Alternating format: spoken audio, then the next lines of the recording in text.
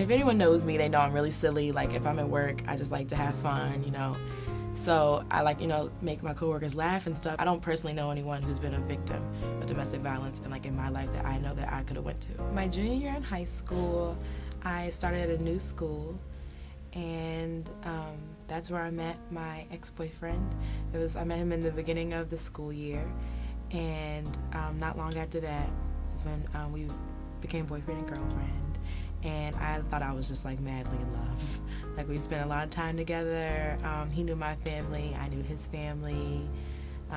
We just, you know, we hung out all the time. It started out like really just fun. Things eventually changed.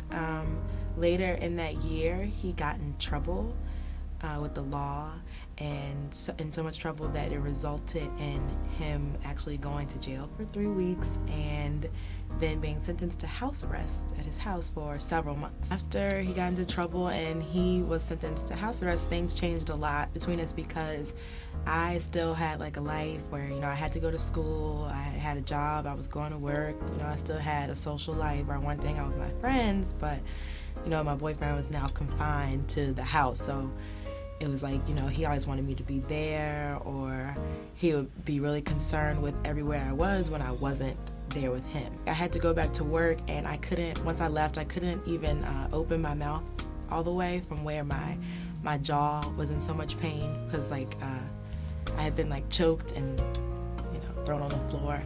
So I had bruises everywhere and stuff, and it was just, you don't even know how to go around people when you have to explain like, you know, what's going on. And you know, he was making phone calls to people on my phone and leaving like voicemails of us fighting in the background, and it's just people like, you know, what's going on? And it's kind of like an embarrassing story to tell, like, well, I went to visit this person that hurt me. You know, it kind of sounds, I felt stupid when that even comes out of my mouth, that I didn't even have to be there, you know. I didn't tell anyone at first because I was afraid. To be honest, I was afraid.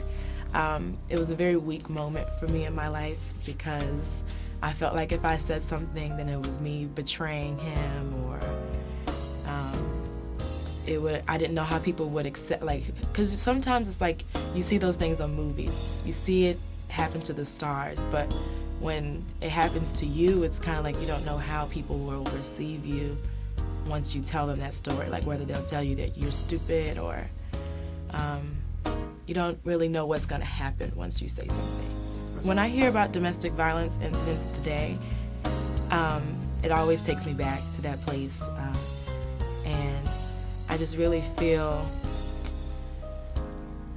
it saddens me that it happens, but I know that you know it's facts. History's proven it. Statistics have proven it that it does happen. I just wish that more people knew that there's people you can talk about it. Like there's someone else has gone through what you've been through, and you don't have to be afraid to speak up.